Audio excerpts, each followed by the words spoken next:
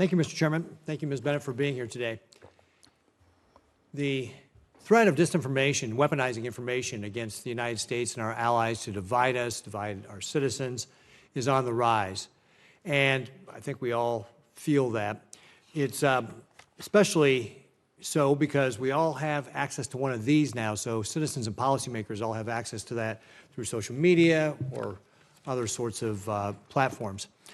But the idea that our adversaries would try to use disinformation to divide us is not new. That was certainly something, for example, the Soviet Union prioritized during the Cold War as an element of their statecraft to destabilize the United States and our allies at the time.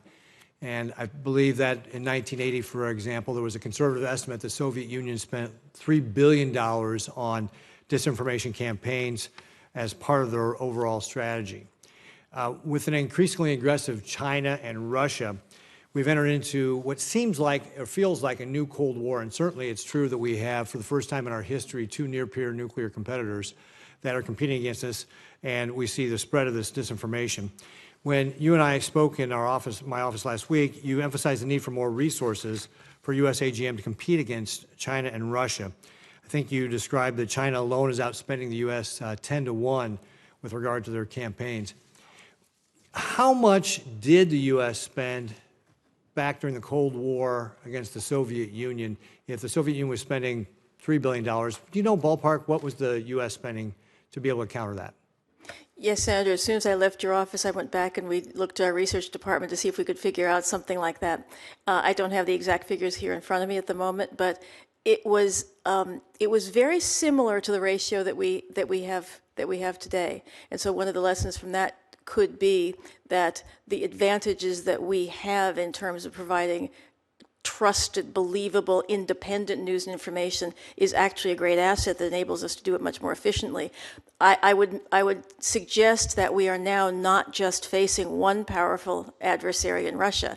We are facing several in Russia, China, and Iran. And China and Iran in particular are very, very skillful in using technology to help both close off their own areas and reach into other areas. So I think you get two results from that information that the ratio is probably pretty close to what it is today.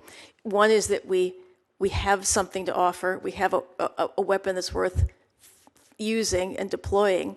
And the second is that we had a certain ratio that's the same facing one major adversary, whereas today we face at least three and increasing technological hurdles to leap over.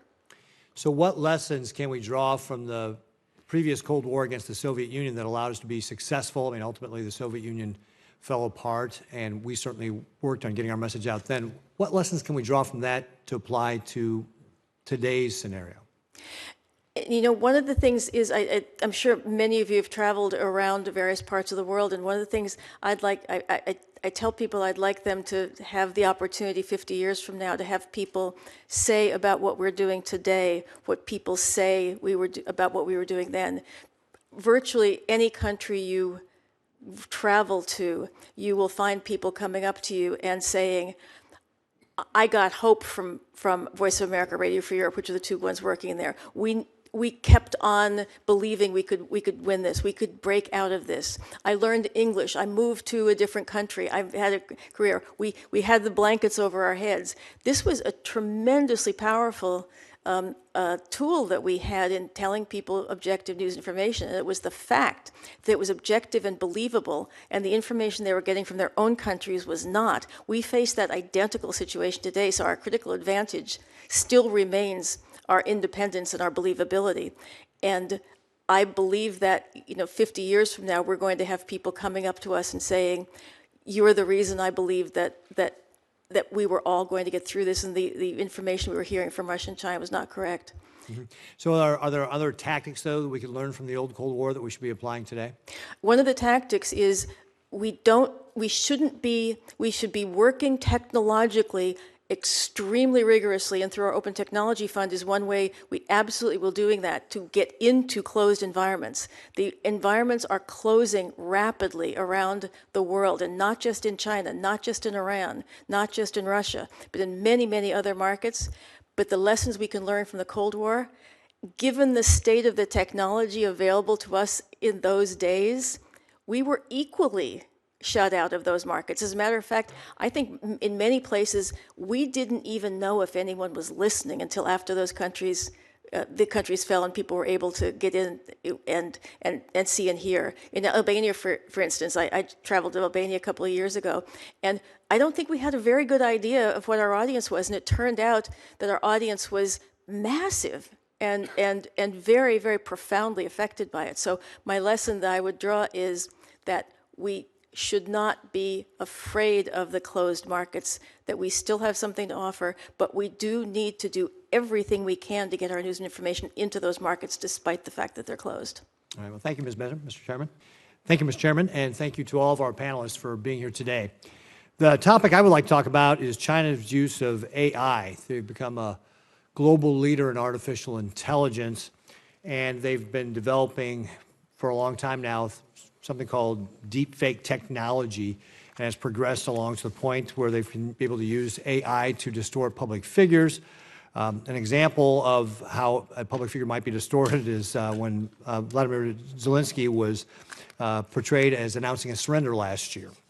And the software can not only be used to distort real people, but could also create people out of whole cloth. I believe the China state-aligned influence operation used a AI-generated fictitious news anchors to promote China's global role in spreading disinformation around the world. So we've got this deepfake video technology. You can create fictitious people. They could be used to really cloud even further people's ability to discern what's real information and what's not real information. So I'd like, both Ms. Brandt and General Stilwell, would you answer this question? How concerned are you about our adversaries' use of AI and the deepfake technologies for disinformation purposes, and what is the best way for the U.S. to respond?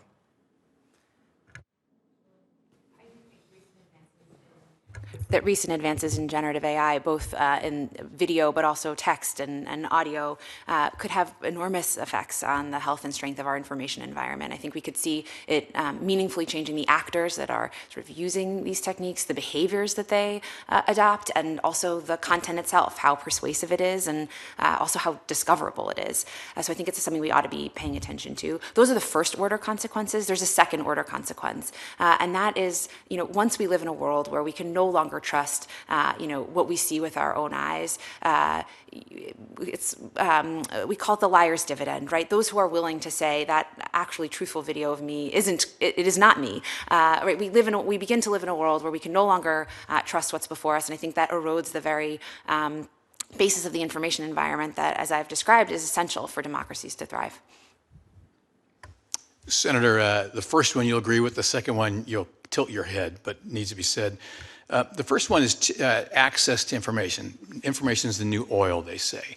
We worked very hard to deny the PRC access to submarine cables. Huawei is big on this, and it's subsidized by the Chinese government, so you'd be stupid to build one with an American or a French company when the Chinese is offering it to you at half price. Well, it's not free, and it's not cheap. You're going to pay for that in other ways.